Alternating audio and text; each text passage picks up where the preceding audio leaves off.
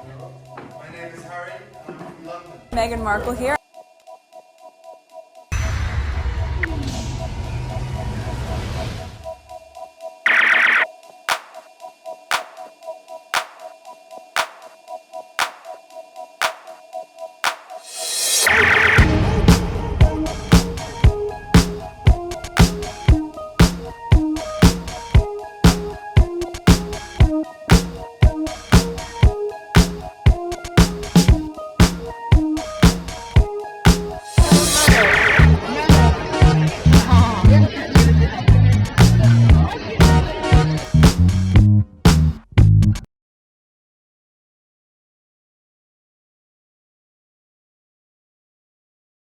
Today is March 24, 2026. It is exactly 4 p.m. All right, so there were some tweets regarding Meghan and Harry. I thought I shared them with you, and I've been recording a lot since I have the time. So let's get going. This one, the first one, I just want to get rid of it. It has to do with ice. The reason I'm bringing this, I'm sharing this tweet first, is because in past videos I have said when Trump first got in office 2016, okay, he made sure to get rid of the gangs, MS 15, or the gangs, get rid of the gangs first, and step by step, and he got rid of certain things. This is exactly what I was saying here, why he got rid of the gangs first. Okay, please let this not be a AI. Love to see this. All right, so breaking news: ICE agent attacked by gang members. I have said it in past videos. Okay, 18 seconds only, there'll be screenshot in between.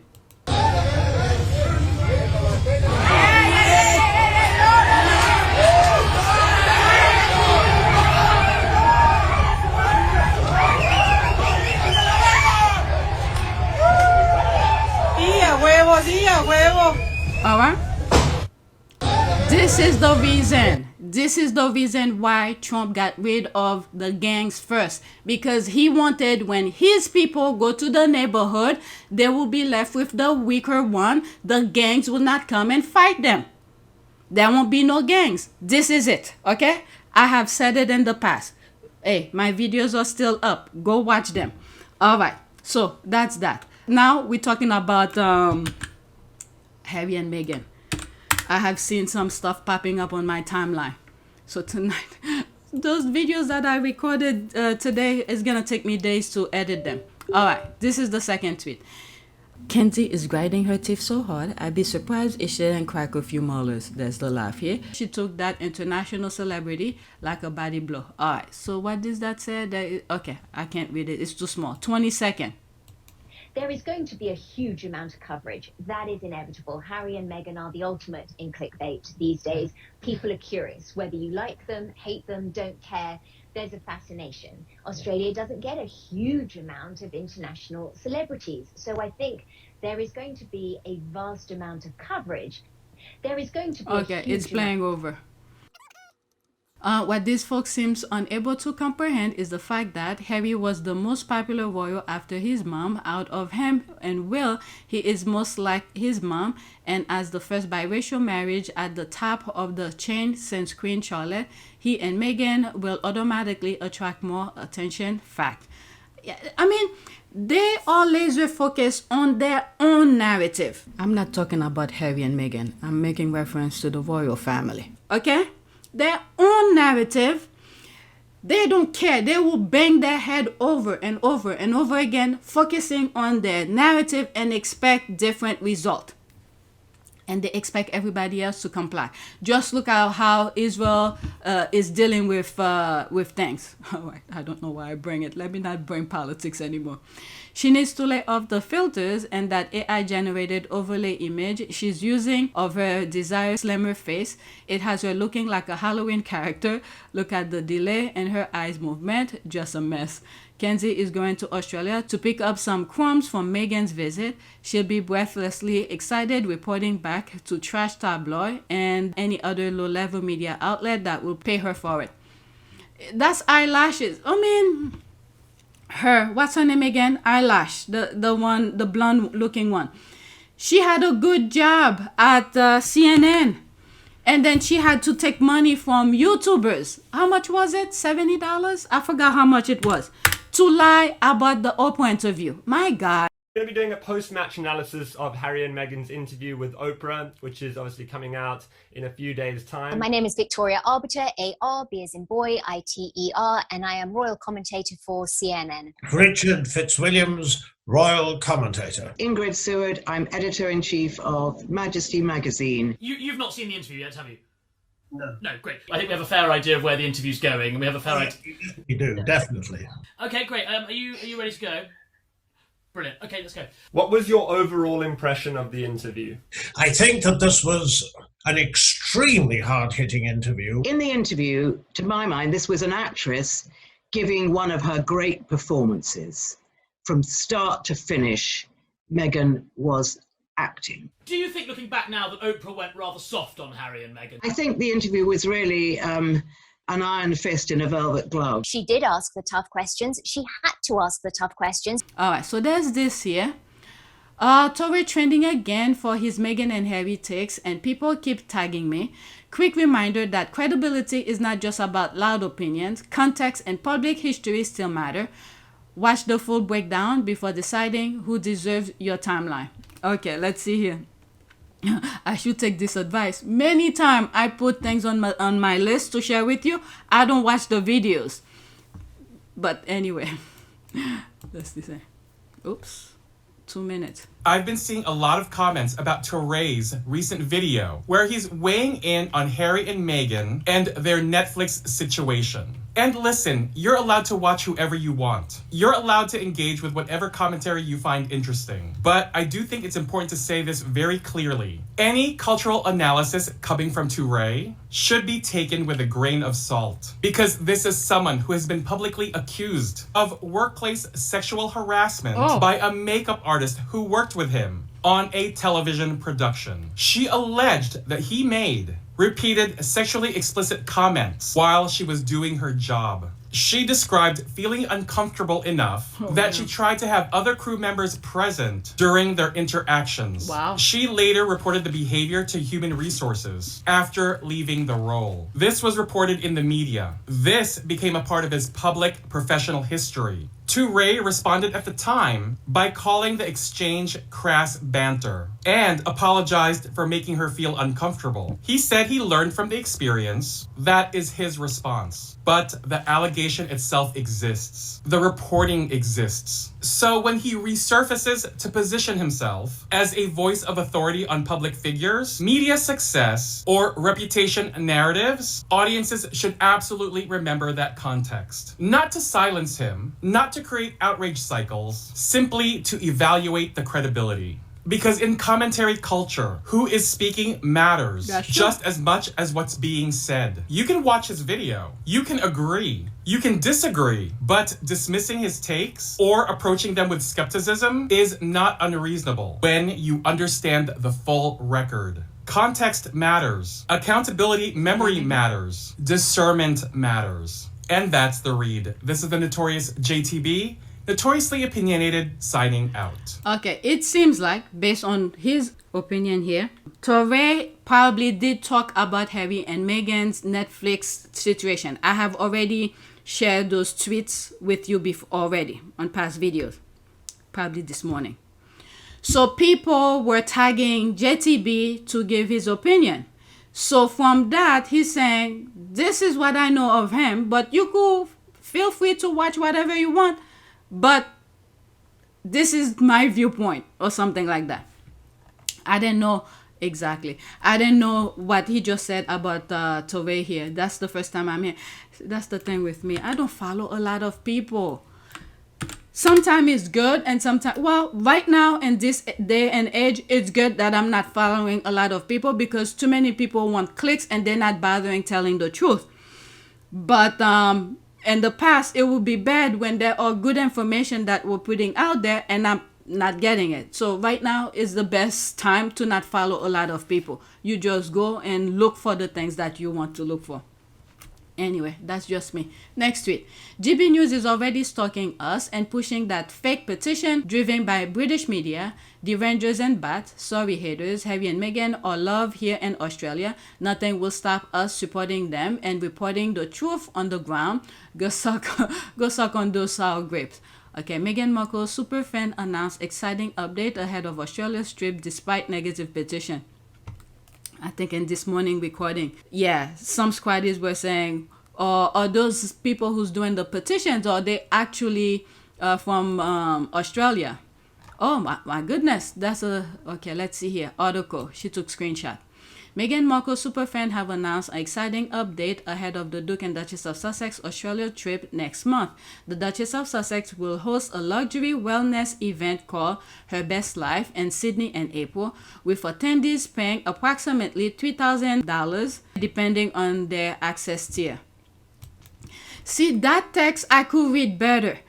For some reason, the text or the font on X, for some reason, I have issue reading them.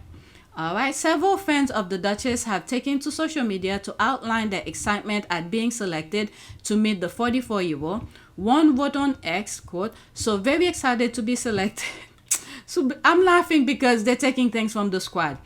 So very excited to be selected to attend Meghan's retreat weekend in Sydney. I'm still pinching myself. Continue. Can't wait to meet Meghan and the three lovely ladies I know that were chosen.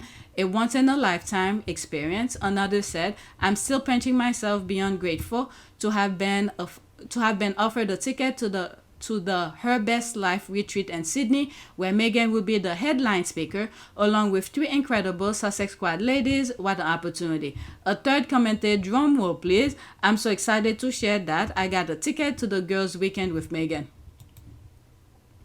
Oh my God, there's more. Yes, it will be inside, and we'll make sure to bring you updates. And I went VIP, so our table get a photo with Meghan. Let's go. All right, so there's that here. Duchess of Sussex has confirmed the remains committed to appearing at the 3-day Her Best Life retreat taking place next month. All right, so there's that. Oh my God, there's more. Someone else added. Okay, pause and read. So they're just taking things from social media to write that article. Just read, okay? Oh, so they're talking about the petition here. However, an online petition has been launched on change.org title, "No taxpayers funding." What the hell? "No taxpayer funding or official support for Harry and Meghan's private visit to Australia." It's dead on arrival because Harry and Meghan are doing their own thing. Or maybe when they get to Australia for security. But if you look at it in the sense of in the US, what New York have said, they will provide them. I know this is a different country, okay? Different country. But their visit for safety purposes, okay? Harry is bringing his own security. But if they want safety for the rest of the people in the UK, in Australia, I guess they could provide security as well. But I don't know. I don't want to talk for people in Australia. I was just taking a cue from what happened in New York. And also, Harry and Meghan, when they go to other countries, they usually specify exactly where they're gonna go. So the country that they're gonna go to can determine if the security that is needed will be, if the security that Harry and Meghan is needed can be implemented. And I don't think when Harry and Meghan goes, it will be similar to when the other royals like Charles and Camilla goes to the public event, and the way Charles will go in places and things like that. Yes, Harry and Meghan say where they're gonna go, but usually it's mostly somewhat a little bit private. I don't know. It's up to the country to determine if Harry and Meghan will need the type of security that would be needed to provide safety. I don't know. It's up to them. All right, let's see. These are the comments. This is icon level fan base. There's that. How are you getting your own article on a UK news station whose mission is to compete with Sky News and the BBC? Let's just laugh at this. Meghan's name pays so many of those people's bills. It's absolutely crazy. Anyway, congrats again on what will be a lovely experience for you and everyone attending, even a Murdoch Media undercover plan. Thank you. I'm super excited and glad we'll be able to report the truth on the ground. Best believe they'll be stalking your account for the live updates and what's happening at the conference so they can print all the details. I'm already getting some dodgy followers from I've blocked. OMG, they literally quote your tweet. Yeah, that's why I stopped reading. These scripts are really stalking the squad. All right, let's go to the next tweet. All right, here we go with the begging. It's not Harry and Meghan job to save this sinking ship. All right, she retweeted that opinion. The Sussexes offered the king a chance to re-gear his monarchy toward the generation who feel excluded. What?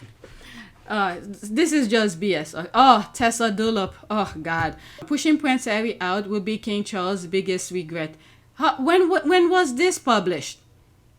I'm not talking about the tweet that was posted today, but if this is an article. All right, Jesus. Are these people okay? The begging is out of control. Okay, can Prince Harry return to the royal family? Oh, my Lord. Meghan and Harry are living the dream. No wonder we can't stand them. I mean, if they're living their dream, why you can't just mind your own business? This is the sick mindset of these people. They can't stand seeing other people happy. This is the BS that's going in the Middle East. It's the same mindset of the freaking Jewish, not the Jewish, Israel. The people in Israel. They can't stand seeing people happy. What the F is wrong with these people? And William's plan for the monarchy, there is only one place for Harry. Well, he doesn't need to think of Harry anymore because Harry already told us he's not coming. All right, during the Anderson Cooper interview when he was talking about Spare. Can you see a day when you would return as a full-time member of the royal family? All right, pushing Harry out would be the King Charles' biggest regret. And I think Harry knows the cycle of Charles, so he pretty much just prepare himself, brace himself whenever something happens. It doesn't hurt him the way it will hurt someone who didn't know any better. So he's moving on. But keep an eye on how his father is repeating his own cycle. Charles have been making mistake after mistake after mistake over and over and over again, but he has people to cover for him and to recover. So who knows? It's a continuous cycle. Let's go to the next one. All right, the next tweet that I have is James O'Brien. It's about 7 minutes long, and I put a different retweet of it. But like this one, for instance, there's no comment. And the others, the same video, it was retweet. I'm going to play it once, but the next one that I have it, I'm not going to play it again, okay? Prince Andrew is treated more gently than the king's son, Prince Harry. There's an open season on his wife, Duchess Meghan Markle, even though it didn't end well with his mom. Harry and Meghan are hate figures as they gave the Brits media the middle finger. Okay, let's keep that. There's no comment. Maybe the last one let's see. Okay, so this one has come. Let me pause for a second. Okay. The last one, I will play the last video. So this one, I put it on the list as well. The comment was black. James O'Brien said plainly, the treatment that Harry and Meghan received really just boiled down to envy. Envy because they are simply better at everything and more attractive, according to James, there's a laugh here, than William and Kate. That remind me, there's a video that I did where this Asian guy was talking about why people are hated. So that fits perfectly with this caption. Now, I'm going to go to the next one, and this is where I will be playing it. Okay? So this is the third one. Why does Prince Harry and Meghan's upcoming self-funded Business Australia visit rattle the royal family and the UK media so much? Harry and Meghan are business owners going on a business trip. What is the UK media's end goal here? The UK media is trying to get them home, and it's clear. All right, 7 minutes. Deal. Here's the bottom line. Harry and Meghan have become hate figures for much of Britain, never mind the British media, for two reasons. The first is James Baldwin's timeless quote. I imagine one of the reasons people cling to their hate so stubbornly is because they sense once hate is gone, they will be forced to deal with pain. Oh my God. And the second reason is that they gave the finger to Fleet Street. And Fleet Street won't accept that. I sometimes wonder whether, if my old man hadn't been made redundant by the Daily Telegraph, I would have been one of the people leading the line of attack on these two. Because when you've got Fleet Street in your blood, when you've got ink in your blood, any attempt to lead your life as if we're not in charge is greeted with absolute fury. Look at what happens if you dare to stand up to the British tabloid media. They will kick you round the room until you're bruised and bloodied, and quite possibly, in the case of the Duchess of Sussex, of course, contemplating the worst possible way out of that level of abuse and unkindness. And yet they carried on. They refused to buckle. They tried to play by the rules. Mm-hmm. They sought the kind of deal that royals have been securing through the ages in their dealings with Fleet Street. They tried to get a kind of a hiatus, a reprieve, a ceasefire, but they didn't. They didn't get it. The palace, for good or for ill, did not come in on behalf of Prince Harry and his wife and demand that the vampires of Fleet Street stop sucking their blood every morning. Remember that 1 year review they were supposed to have, and then they cut their security, and you can't make deal with these people. Yeah, Harry and Meghan tried to play by the rule. Even when Meghan was over there, she tried to work with them when the papers were writing nonsense.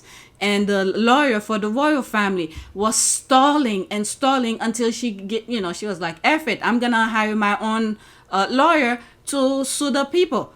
All right? They tried to play by the rules, but they backstabbed them. But let's continue. So they decided to do everything their own way. They decided to rewrite their own rule book and live entirely by that. They decided that they would not dance to anybody's tune but their own. They are not perfect. They are not infallible. Some of the stuff they do is a little bit silly, but my goodness me, they're brave. Mm-hmm. Imagine that. Imagine growing up in that goldfish bowl and deciding that you're going to smash the glass. In one of the videos that I did this morning, I did say, Harry and Meghan, whatever they're doing is because they want to. If they decided out of the blue, they say, F it, I'm not going to do it anymore. Whatever that they do with As Ever or Invictus or those kind of things that they do. If they decided, I don't want to do it anymore, guess what? They can, because they doing these things that they are doing, that we are seeing, is because they want to. Many times I think about it, I'm like, oh my God, this is a lot of work. There is absolutely no way anybody would want to do something like that, traveling, talking with people, making deals here and there. No, it's a lot of work. So they have to enjoy it. They're doing it because, in my humble opinion, they enjoy it. They find the joy of doing that. Okay, so that's that. The others, they're forcing themselves to do it. And then with Men in Grey Suit, they have a narrative that they want to paint a picture for the public with their lies. And then they're forcing the royal family to act and behave. And they cannot do it.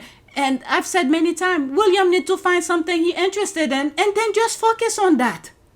But anyway, let's continue. And see whether or not you can survive. That's what they can never be forgiven for. And nobody understands this better than the Fleet Street machine that needs the royal family just as much as the royal family needs the Fleet Street machine. That relationship is not parasitic, as I used to think. It's symbiotic. There are lines that will never be crossed. And if the unexpected or the unprecedented happens, then the reaction will be negotiated. How can we possibly live in a land where the late Queen's second son, Andrew Windsor, is treated more gently and more quietly, calmly, insert whatever adverb you prefer, than her youngest grandson, or rather the king's youngest son, the current king's youngest son. How can we possibly live in a land where Andrew Windsor is talked of in the same breath as Prince Harry?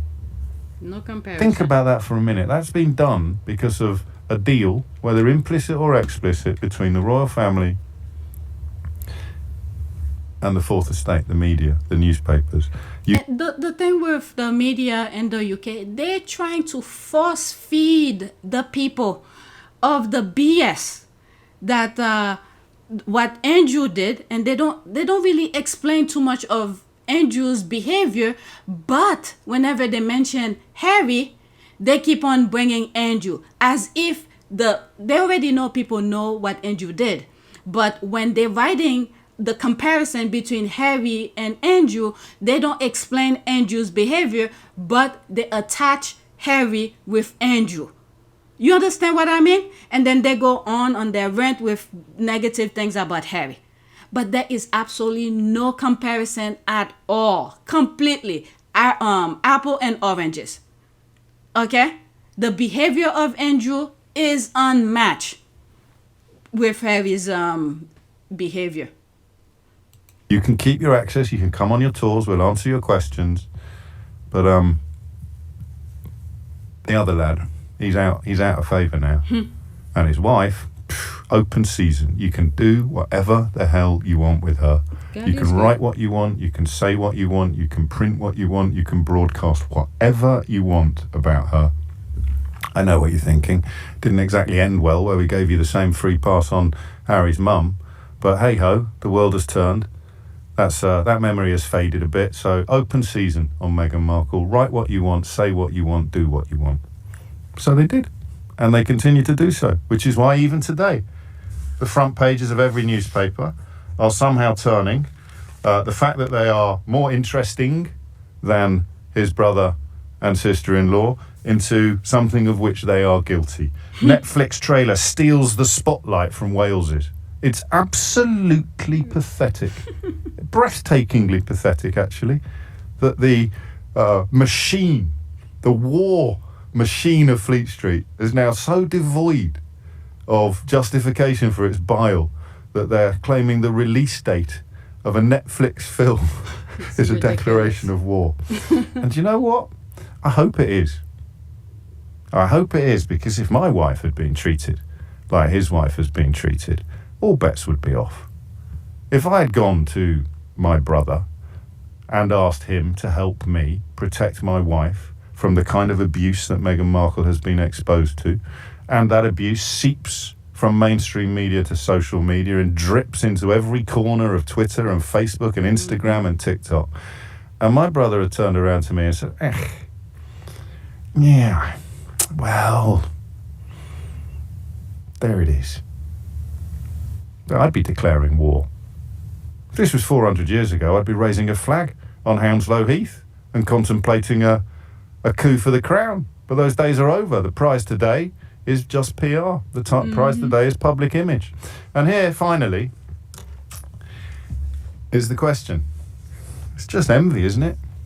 The whole point of the attacks upon Prince Harry and his wife, whether they're coming from within the palace, on the record, off the record, nowhere near the record, or whether it's coming from Fleet Street, is because they're simply better at everything. They're better at PR, they're more media savvy, they're more articulate, they're more empathetic, crucially they're more accomplished. Look at their careers, compare their careers.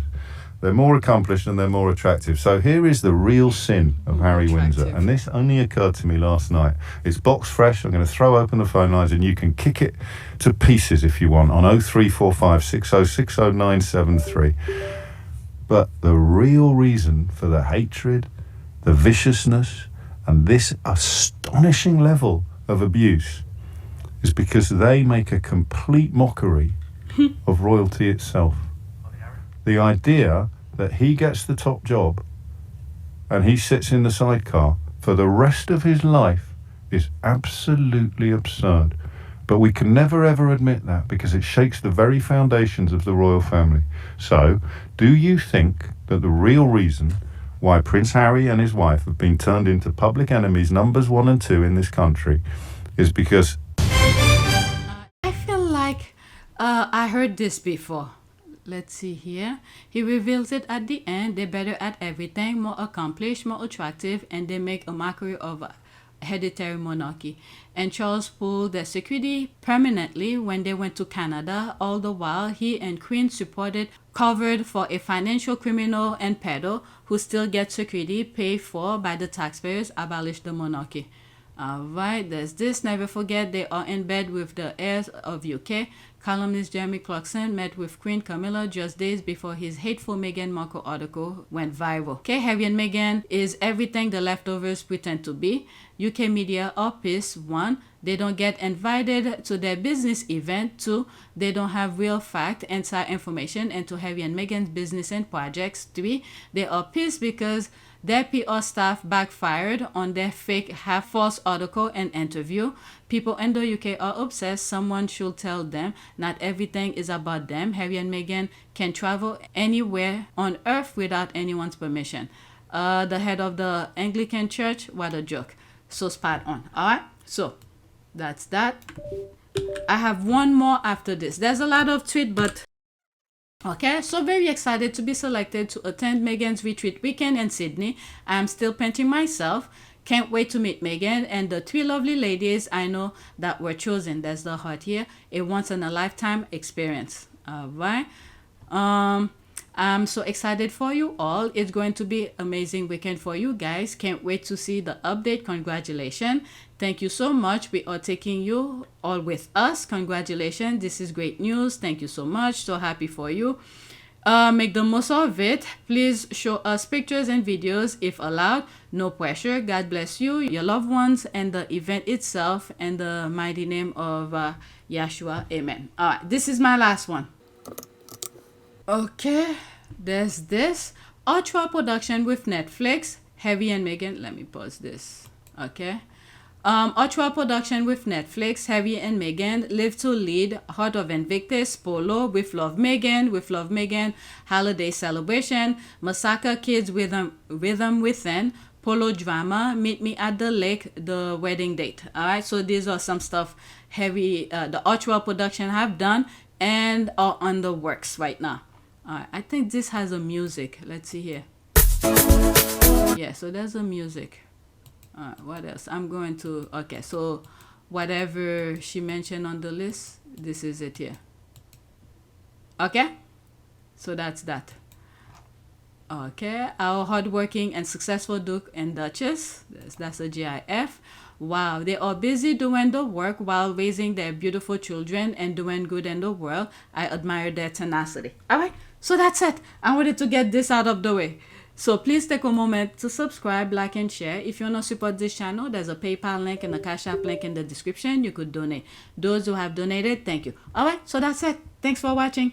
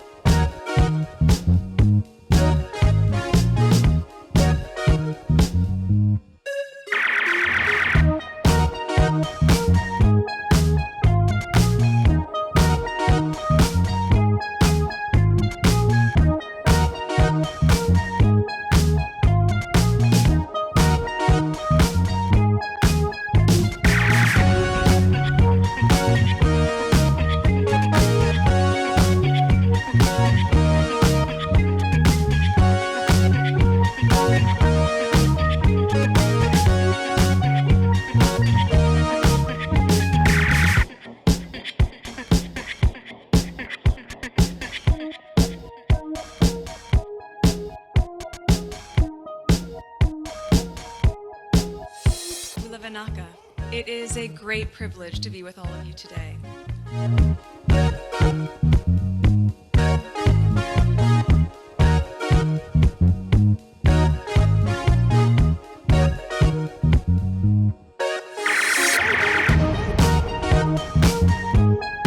we ask for forgiveness and please come back.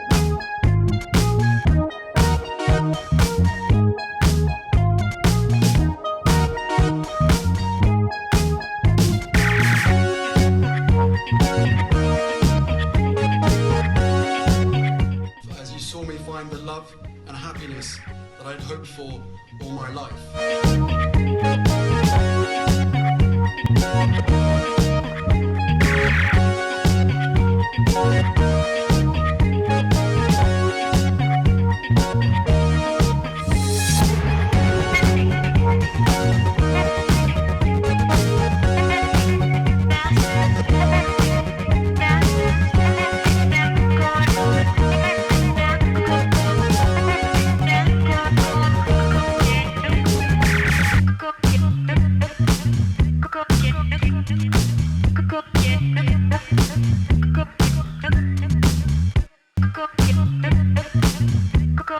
You are all in this together, and if I may speak personally, we are all in this together, because asking for help was one of the best decisions that I ever made.